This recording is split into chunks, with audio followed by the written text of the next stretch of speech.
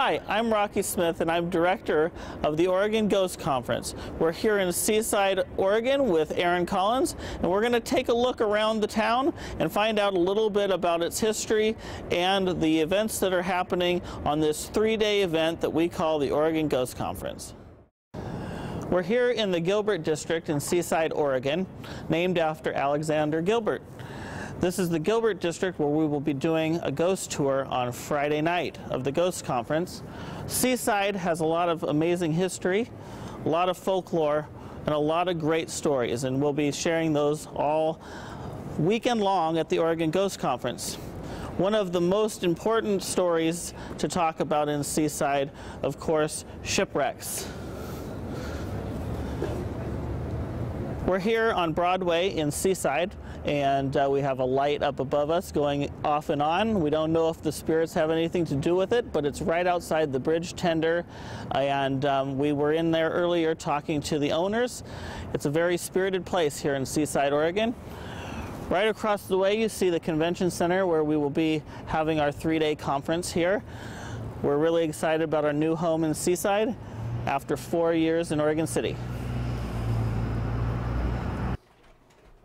So I'm sitting here at Bridge Tender in Seaside, Oregon with one of the owners, the co-owner, Katie Smith. Katie, thank you for allowing us to come into your home. Oh, it's just my pleasure. And so tell us a little bit about the bar, how long you've owned it, maybe some spooky stories that you have. Spooky stories. Yeah. Well, in June we'll start our 41st year, so we've been here about 40 years. We've gone through all phases that a bar can go through. But we do live with we call her a madam, and she is an entity that stays downstairs. We see her swishing by occasionally. All of the people that have worked here over the years have seen her. She's a little mischievous. When I first really noticed how mischievous she was, we used to have the record ABBA. On the jukebox, and every time ABBA would play, all of the CDs would just go up like a deck of cards. Really? And it would be like, what in the world? And finally, I figured out by the 3rd time she hated ABBA. And so when I finally took it off the jukebox, everything was fine from then on. Oh, that's funny. Yeah. Now you've seen her personally? I have seen her many times. It's mostly in the early mornings. When I come in to do the books, if my husband's gone, it's 4:30 or 5 o'clock in the morning, and I just feel a protectant. I've never been afraid of her. She's never been anything but mischievous. You know, she'll make sure somebody that's obnoxious, their drink will fall and only splash on them, which I appreciate. No rowdy people in the bar, please. Yeah. And so, I know you have other stories, but you know what? If you want to hear more stories about the Bridge Tender, come and talk to Katie, come talk to the bartenders, or maybe even some of the locals, and I'm sure they'll be more than happy to tell you. We all have our experiences with her. We have 2 entities upstairs, an older man and a young boy. And we occasionally can hear the boy clog dancing to Pop Goes the Weasel. And we just have learned to live with them all. We don't brag about them too much. We just live with them. They're here. They came with the building, so I guess they're ours. Were they in the lease or no? They didn't. I didn't see any signatures, and they sure haven't helped with the payments. But they are with us, and we enjoy being able to share them. We would like to enjoy sharing them.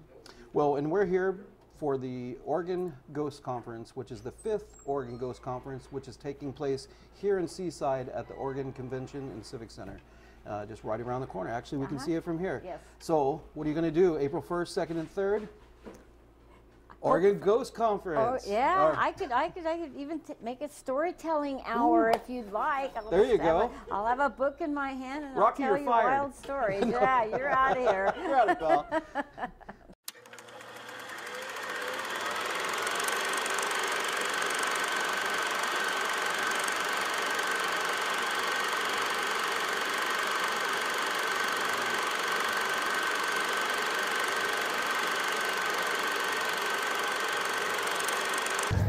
Behind me is the Funland Arcade in Seaside, and Seaside has been a place for amusement for many, many years. Since the early 1900s, people were coming to Seaside to escape work and their everyday life in Portland.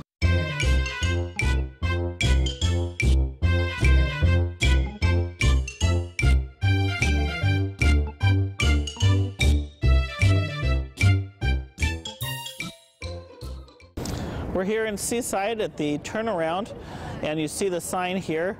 This is the end of the Lewis and Clark Trail. So we've moved from Oregon City, the end of the Oregon Trail, to Seaside, end of the Lewis and Clark Trail. We have the Shiloh Inn right here on the promenade, and the Shiloh Inn has always been rumored to be haunted here in Seaside, partly because of the 2 previous hotels that were built on this site. You can come find out more about that on our Promenade and Oceanfront Ghost Tour. Hi, I'm Aaron Collins, and I'm here in Seaside, Oregon, and I'm here with Rocky Smith, who is the founder of the Oregon Ghost Conference. So Rocky, this is the destination of the Oregon Ghost Conference this year. Yeah, we're so excited about it. We all are. Seaside is beautiful. So why Seaside? Why'd you pick Seaside? Well, because they asked. Oh, okay. Last year when we were working on the Ghost Conference in Oregon City, actually probably about 2 weeks before last year's Ghost Conference, I got calls from multiple cities asking us to move the Ghost Conference in 2016, and it was something that I had to really think about. And you know, I will say one of the cities was Vancouver, Washington, and I said, well, we can't really move the Oregon Ghost Conference to Vancouver, Washington. So I might be doing some events in Vancouver in the future, but nice. Seaside is a place that we all love, and Seaside is just a great place to go enjoy the beach and have fun. And when they called, I thought, are people going to follow us to Seaside for this event? And the answer is yes. And not only do I feel like the momentum is building, but I think we're going to be in Seaside for at least the next year or 2. And it's so great working with the people here in Seaside, the businesses, the hotels, and the convention center staff has been absolutely amazing, and they are all so excited. We've walked around Seaside a little bit tonight. Right. I was here a couple weeks ago, and everyone that we walked through, businesses we walked through, people we talked to, knew about the conference coming, and we're excited about it. There's a buzz around There is a buzz, yeah. That's awesome, and I agree. I mean, we've spent all afternoon here and talked to a lot of local people, and everybody's just so friendly and just so nice. Well, I mean, come on. I mean, if you live here, I mean, this is a beautiful place. Beautiful. Why wouldn't you be happy? Come on. So we both drove today 2 hours to get here in the pouring rain, miserable from Portland. Yeah. And in fact, some people said, what are you doing? Why are you going to Seaside on a Sunday night? This is why we're in Seaside on a Sunday night. It's beautiful. It was sunny and beautiful, and now we're on the beach. We have this nice campfire, this nice bonfire, and we were talking about one of the fun things that we're hoping to do, we are going to do, we're planning it. I'm just worried that the weather will be iffy, but at the Ghost Conference, we've decided to have a bonfire here at the beach. We're going to allow people to come just gather around, tell ghost stories, and I think that'll be a lot of fun. I think it's such a perfect setting in front of a bonfire. You got to tell ghost stories. Oh yeah, some of my best ghost stories were in front of campfires. So. My kids will tell you. They didn't sleep for months. Did you scare them? I did. Yeah. I had to. Come on. So, well, now that we're going to establish this as the residence for the future ghost conferences for the next couple of years, do you think a lot of the local businesses would want to get involved in some way? I know that you're going to do a ghost walking tour. Yes. Okay, which is similar to what you do in Oregon City. Right. So how different is that going to be out here?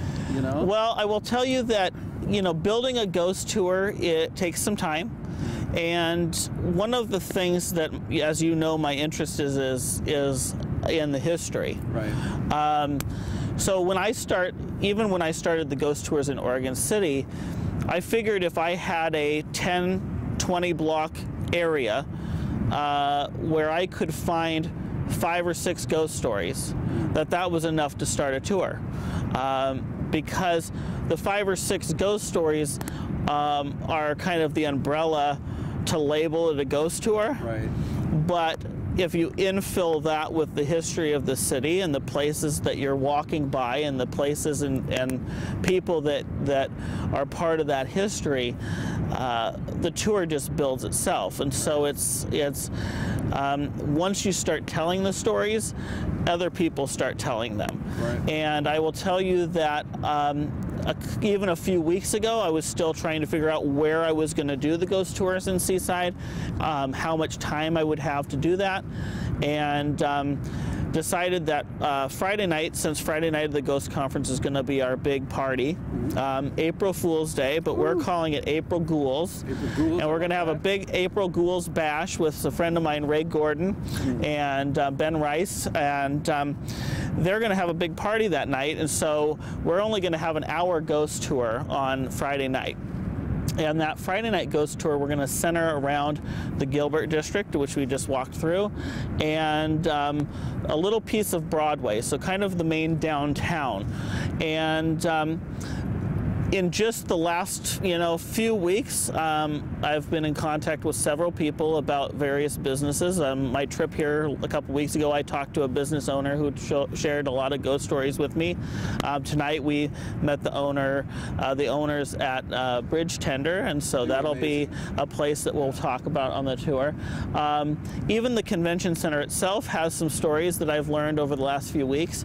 So within that block of within the probably 4 or 5 blocks of the convention center, I know about 5 or 6 really great stories that I've met and talked to people about. So those will be part of that.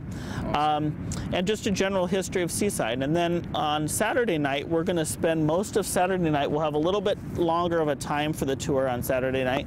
We're going to spend that on the promenade here in Seaside and here on the beach, talk about the lighthouse. So if you look out over the distance here from where we're sitting, that's Tillamook Head, and just off of Tillamook Head is an island called Tillamook Rock, and that's where they built a lighthouse. Ships coming in would get high centered and crash onto rocks, and they really needed a lighthouse, and they tried to consider building a lighthouse kind of inland, but it was just very hard to do that, and so they found this rock that's just out past the bluff there. They built that lighthouse, and the tragic story that I'll tell on the ghost tour really is that 3 weeks before the lighthouse was completed, there was a horrible shipwreck, and bodies of many people washed ashore from that shipwreck, and just 3 weeks shy of the lighthouse opening. There was at least one death during the building in the process of building the lighthouse, and after the lighthouse was decommissioned, it became a final resting place for people. It was called Eternity by the Sea, where people could buy a niche and place their loved ones' ashes in urns inside the lighthouse. Okay. And to this day, I think there's about 30 that are still there. But you can only reach the island by helicopter, and the lighthouse is no longer in use. Why did they close the lighthouse? I think a lot of it had to do with just access getting out there. The people that worked in the lighthouse over those many, many years were dealing with really violent storms. There was times where they were basically shut into that lighthouse, and they couldn't have family out there or anything. And just the sea itself, getting out to that island and being there, and then the storms themselves. So there was a lot of issues, I think, associated with that. And that's why today they won't even allow you to take a boat out there. It's by helicopter and that, yeah. Wow. But I'm going to share a lot more of that story. The nickname of the lighthouse is Terrible Tilly. Terrible Tilly. Terrible Tilly. And actually, an article that I was reading about it, you know, talks about the mysterious deaths associated with it, and kind of, I think they called it the Lighthouse of Madness and Death or something like that, wow. Which makes it sound much more intimidating, I think, than it actually is. But that's all right. Sounds like a great place to go investigate, though. Oh man, could you imagine? No. I mean, no disrespect to the people that have been laid to rest there. Yeah. But just the unfortunate tragedies, you know, before that. Yeah, I think it would be definitely a hot spot for paranormal activity. Well, and I think one of the things, as you know, the Ghost Conference is about is sharing stories, some of which we know are true, some of which we've had our own experiences, some of which are completely bogus, and, you know, debating that and debating what we think is causing things to happen. In just the research to do the tours here, the Seaside Aquarium is just down the boardwalk, and I think we might go down there in a few minutes.